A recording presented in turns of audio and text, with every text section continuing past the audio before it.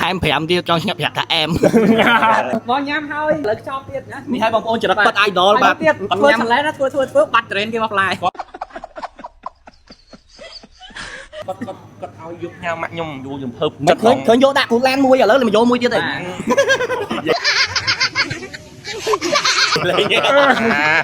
កំសត់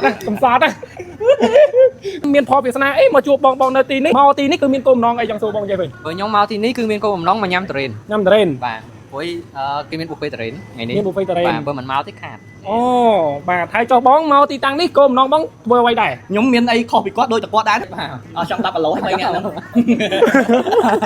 អូខេ និយាយទៅបងប្អូនអំពូមីងទាំងអស់គ្នាទាំងនៅក្នុងស្រុកទាំងនៅក្រៅស្រុកជាពិសេសបងប្អូនយើងដែលនៅក្នុងស្រុកផ្ទាល់បងប្អូនយើងដែលចង់បានត្រេនបាទហូបសាច់បាទល្អបែបនេះបងប្អូនមកដល់ហាងចំការខ្មែរផ្លែឈើខ្មែរបងប្អូនថាបងខ្ញុំបាន follow page បាទហាងចំការខ្មែរផ្លែឈើខ្មែរបងមានកាដូអីពិសេសឬក៏មានការ discount ជូនខ្ញុំអត់បងប្អូននឹងបានតម្លៃល្អឬក៏អាចដូចបងថ្ងៃនេះមកហូប free បាទហូប free ហូបអត់អស់លុយ អត់អស់លុយទេ ឲ្យហូបគាត់គ្រាន់តែឲ្យហូប free តែខ្ញុំវិចទៀតមែន អូវិចទៀត បាទសូមអរគុណ បងប្អូនអើយត្រូវប៉ាន់ហើយសម្រាប់បងប្អូនអ្នកដែលចង់បាទហូបតារ៉េនមិនបាច់ចំណាយលុយ100ហ៊ាននិយាយចឹងហ្មងហីមិនទៅតែមើលងំ ទៀតហើយ ជាតិគាត់នៅឃើញតែក្លុបវិញជាតិ មិនបាច់ខាំមិនមានគំនុំមួយតារ៉េនហ្នឹងដល់ហើយបង មកតតមកតាមបងមួយថ្ងៃហើយ អីគេលេងសើចខ្ញុំញ៉ាំមិញអស់ប្រហែលជាចង់1គីឡូបាត់ទេ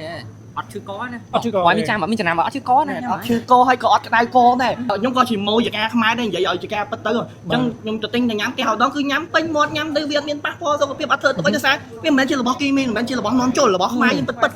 ញ៉ាំដោយពេញមាត់ពេញចិត្តតែម្ដង មិនដែររសជាតិមិនដែរឆ្ងាញ់អត់ បាច់និយាយបងអើយនិយាយ មែនតើទៅបើបងប្អូនទិញផ្លែចំណេញជាងខ្ញុំលើកទឹកចិត្តហ្មងណាហើយបើពួកខ្ញុំនិយាយស្មោះត្រង់ពួកខ្ញុំអត់សូវចង់លក់ផ្លែទេចង់លក់បងវិញ គួរយល់ហើយ បាទវាស្បោវាស្បោស្ដៅបាទ បងឡើងស្ដាង មែនតើតា អរេទិញផ្លែក៏ចំណេញដែរបើចំណេញដោយសារបាទនិយាយទៅគីឡូសាច់សុទ្ធហ្មងនេះបាទសម្បកអីហ្នឹងគ្រាប់និយាយទៅថា10-15%នេះយ៉ាងច្រើនណាស់ អូបា បើ ទ អាកំបាំងអីបានញ៉ាំហើយអត់ឈឺក ខ្ញុំមែន នេះត្រេននេះញ៉ាំហើយបានមិនបានឈឺកអញ្ចឹងខ្ញុំញ៉ាំឡើងចង់1គីឡូអត់ឈឺក អាហ្នឹងបើនិយាយតាមយ៉ាអ្នករៀនកសិកម្មណា ណា តាក់តងទៅនឹងតាក់តងទៅនឹងក្លុយកោស អូខេ ក្លុយកោសស្ករធម្មជាតិនៅក្នុង